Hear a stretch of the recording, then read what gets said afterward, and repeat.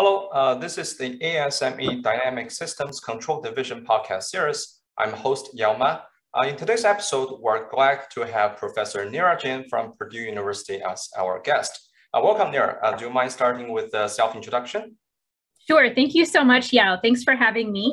So to introduce myself, I'm currently an assistant professor at Purdue University, which is in West Lafayette, Indiana. My path here kind of goes back to having grown up in the Chicago area, and that's where I'm from, so not very far from where I am now. I did my undergrad degree out at MIT and in mechanical engineering. And after that, moved back to Illinois, where I did my master's and PhD at the University of Illinois at Urbana-Champaign, and obviously in the area of dynamics and controls. And I spent a year between my PhD and coming to Purdue out at Mitsubishi Electric Research Lab. So I actually moved back out to Boston, close to where I was for undergrad, and worked there. I was working on advanced control design for HVAC systems, which was related to some of my doctoral work. And then it was while I was there that I realized I really wanted to pursue a faculty position and went on the job market, and I was fortunate enough to get this opportunity to join Purdue. So that's kind of in a quick nutshell my path here, but something that I like to share with a lot of folks, and especially maybe some graduate students who might be listening to this podcast. While on paper, it looks like I took a pretty straight path from undergrad to my position today. The truth is I was really torn about what direction I wanted to go at almost every juncture in my career path. And so I just want to let people know that it's okay to be uncertain. And I'm always happy to answer questions about how I made the certain decisions that I did along the way.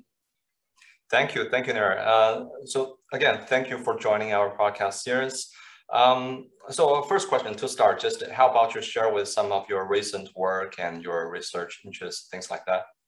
Sure, yeah, so there's kind of two interesting and kind of distinct buckets of research that I have going on in my lab. One of them is in the area of transient thermal management.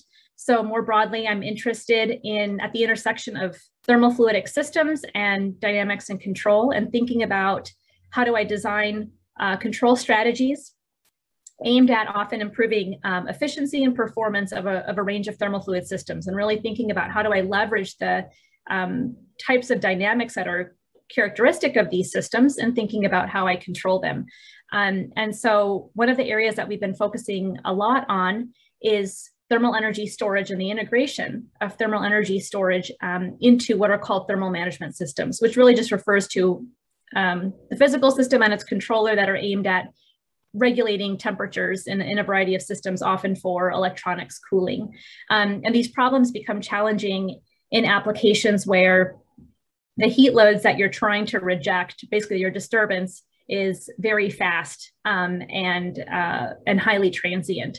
And so you really do need to think about how do I physically design the system and control it in a way that's going to allow me to mitigate these heat loads, which is not something that's traditionally been done in that field. And so we have some neat work that we're doing where we've got a test bed that we just installed, some PCM phase change material based heat exchangers that we designed in collaboration with a material scientist at Texas A&M. And we've got a couple of these modules. We're installing them on our test bed right now, and now thinking about how are we going to design control strategies aimed at charging and discharging them in intelligent ways. So that's pretty cool. And then the other kind of half of my research portfolio is aimed at human interaction with automation and autonomous systems. So again, very, very distinct. I'll maybe offer a comment about how it is that I work in these two different areas. Because they were related at one point. But I've been studying how humans trust autonomous systems for several years now. It's something that really fascinates me, and I really love bringing a dynamics and controls perspective to the problem, because I like thinking about humans as dynamic systems rather than as a disturbance, for example, and thinking about if I could build on some of the modeling tools that we use for engineered systems, can I also think about a human system in a similar way? And if I could do that, can I now design autonomous systems that now have this model of the human themselves and can respond and interact with them in a more cooperative or intelligent way.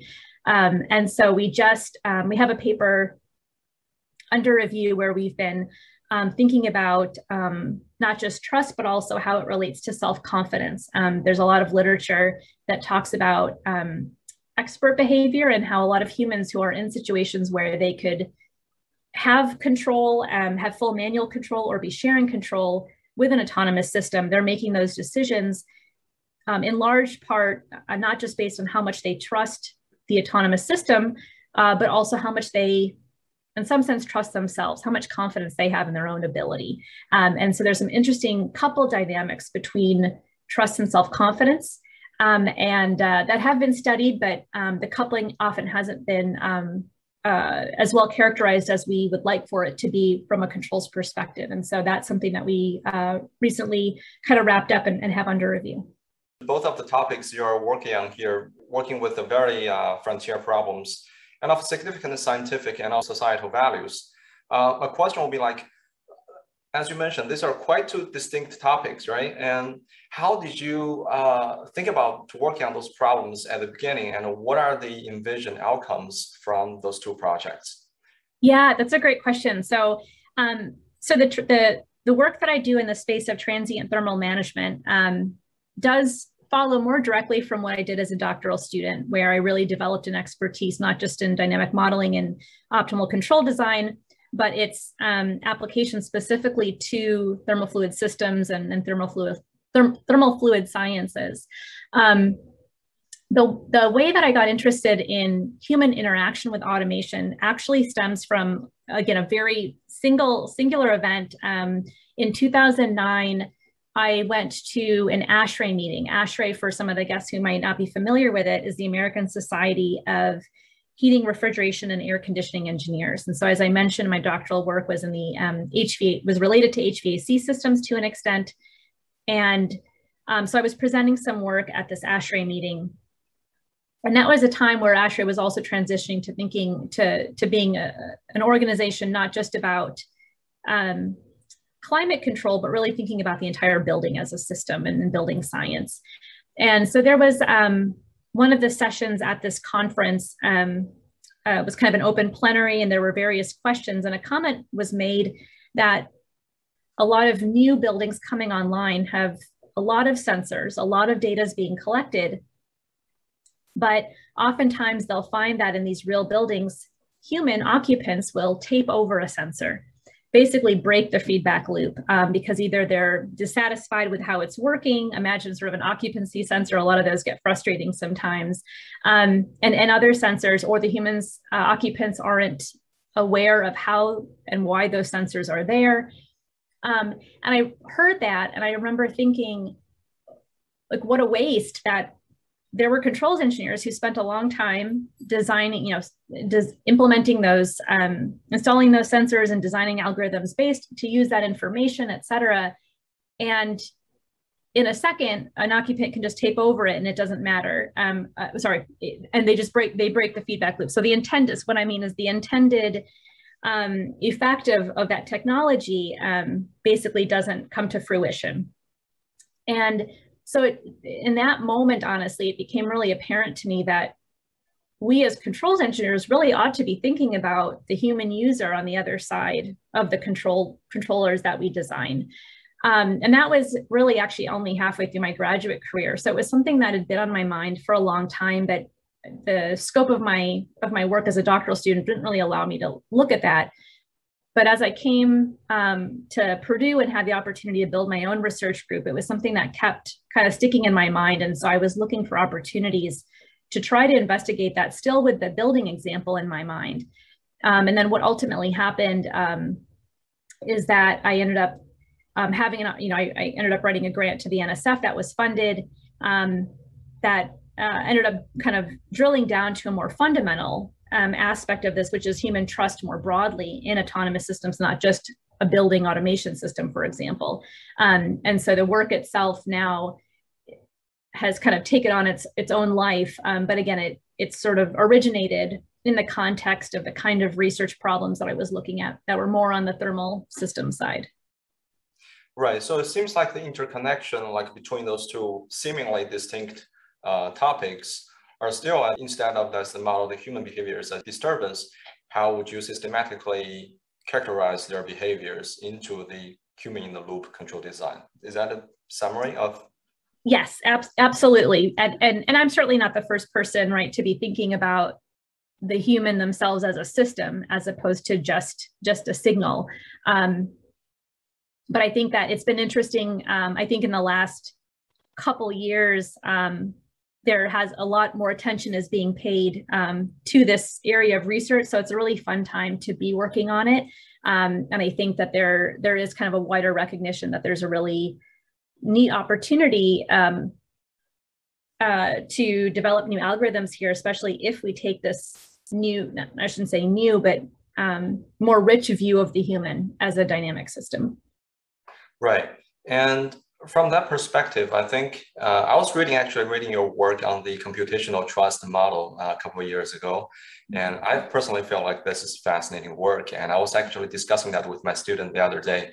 And because one thing I think for most of the control perspective is like when we're trying to model the human behaviors, how are we going to utilize that as some sort of useful information or signal in the computational control design? And I think that's still is quite an open question. So whether it's in the building applications or some robotic applications or vehicle applications, I think this is still an open question. What is your take on that?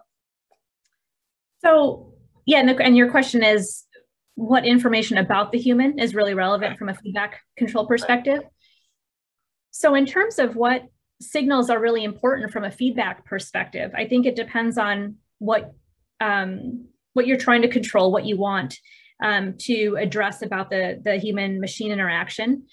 There are a lot of folks who have done great research on human-robot interaction, or in the space of human-robot interaction, specifically with how humans physically interact with robotic systems or other autonomous systems. We've been very specifically focused on modeling a human's cognitive states, trying to basically build a model of the human's decision-making, but not just from a behavioral perspective, but more fundamentally based on what we call these cognitive states of the human, namely their trust, their level of workload, their self-confidence, and then there's others. And the idea there, by modeling those and embedding that model in an autonomous system, you're essentially giving any autonomous system or machine a mental model of the human. And in that sense, we're trying to actually help autonomous systems to have the ability to do something that we as humans do all the time. Namely, when we interact with one another or interact with a system, we instinctively use the data that we're capturing, things that we're sensing, to build a mental model of what we think that system is or how it behaves. And the better that mental model, the better we can interact with that system or that person and so forth. Autonomous systems, again, unless we program that for them, they don't have that. And so for us, the feedback signals of interest, either if one can directly measure some of these cognitive states, that's ideal, but typically what we really need to do is actually measure some of their behaviors, but use the models that we have to actually estimate in real time what those cognitive states are so that the automation can actually be responsive to those state dynamics, if that makes sense. Yeah, I think that makes perfect sense. And I just want to touch base on the outside of the research. And I also just saw in your Twitter post on the recent, the W21 conference by the Society of Women Engineers. And I just want to use that as one example, brings about another prominent aspect of the STEM education around this is the outreach, and particularly to the underrepresented groups in the STEM education. And what is your view on the significance and the effectiveness of such activities? And do you have any best practice suggestions? Yeah, no, that's a great question. So I think that, for anyone who is a part of an underrepresented community in STEM, certainly finding community and finding a sense of belonging is really important. and that's often, again, a challenge for maybe women or other underrepresented groups. So organizations like SWE, the Society of Women Engineers, is a really excellent way to get connected with other women engineers, and also male engineers. You can SWE is open to anybody, but it is predominantly comprised of women engineers. And it's actually an organization that I was not a member of as an undergraduate, but really came to find more as a graduate student. And then now at Purdue, I serve as a counselor for our chapter.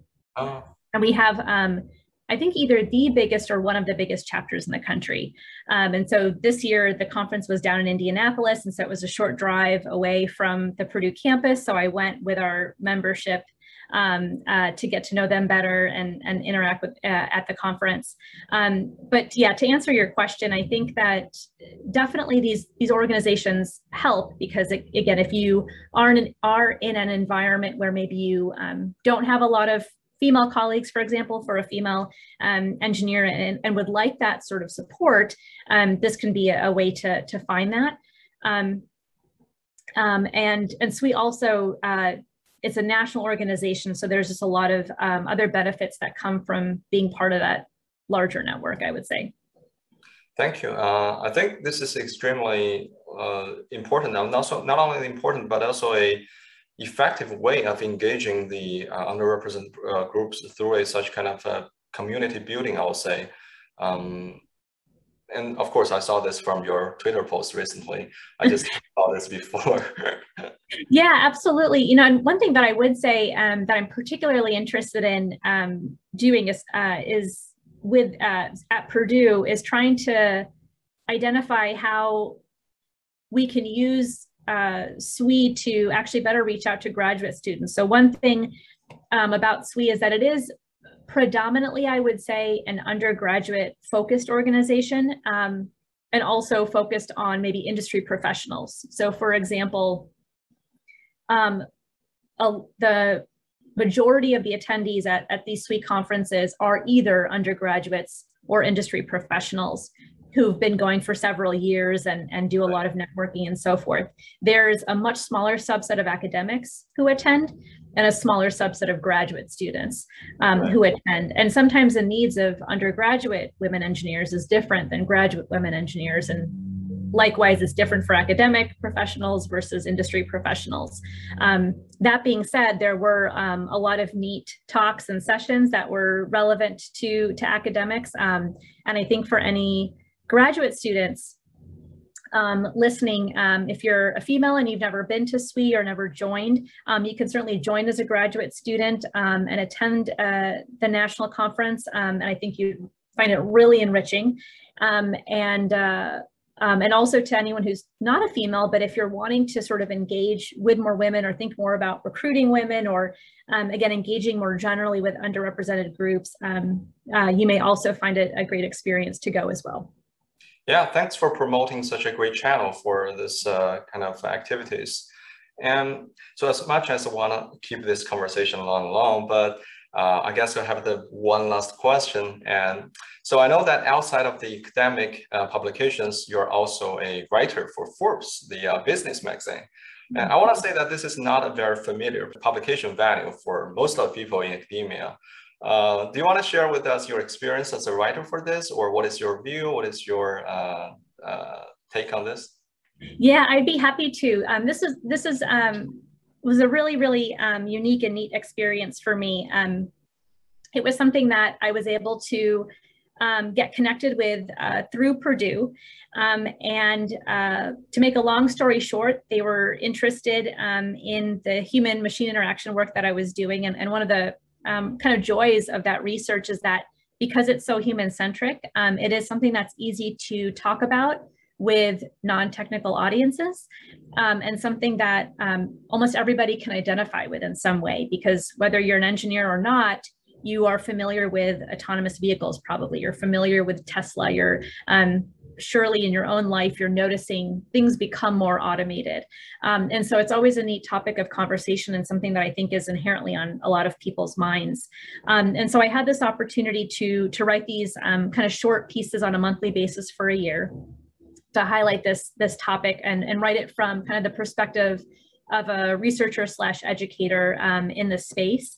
And I was able to work with, also work with a kind of a, I suppose, intermediary, in the sense that technical writing is a lot different than writing for a magazine. And so there was an editor who would take a look at my drafts to make sure that the language that we were using was appropriate for the audience. So that was a great learning experience for me too, but also a nice way to get some of these ideas that we're thinking about a lot from a technical perspective, but to get them out there, and also to explore some of the non-technical aspects of the problem. So for example, I personally have a really strong interest in science policy and ethics, and how the technology that we develop as engineers, and in my case, thinking about how humans interact with autonomous systems, what the societal implications of that are, and what we as technology developers ought to be thinking about. I think that we don't do enough of that. I think we don't teach ethics and policy making enough to our engineering undergraduates. And so that's something that's a personal long-term goal of mine. And so having the opportunity to write these Forbes pieces was also kind of a first step at me giving some thought to some of those kind of broader ideas that I think are important for people to just kind of mull over. And hopefully over in the coming years, I can actually start to do some work towards actually tackling some of those problems in an interdisciplinary way with others. Right. This kind of writing for public, and you can see it as some sort of the public outreach or raise the awarenesses, and also a part of the centerpiece of what you just mentioned of the educating our next generation of engineers about the ethics and about the policy. I think that'll be a great first step. Yeah, thank you. I think it's fun, and hopefully as a community, we can find more opportunities to do this kind of thing. Like I said, I was pretty lucky. I was approached sort of within Purdue about this opportunity, so I may not have been able to find it on my own, but having done it, I think it was a really positive thing, and maybe it's something that as a community we should try to do more of. Yeah, absolutely. Okay, so with that, I guess we conclude our interview today. And thank you again, Neera, for joining us for this episode. And we look forward for all your future works, and keep us posted. Oh, thank you so much. Yeah, I really enjoyed this. Thank you. Thanks.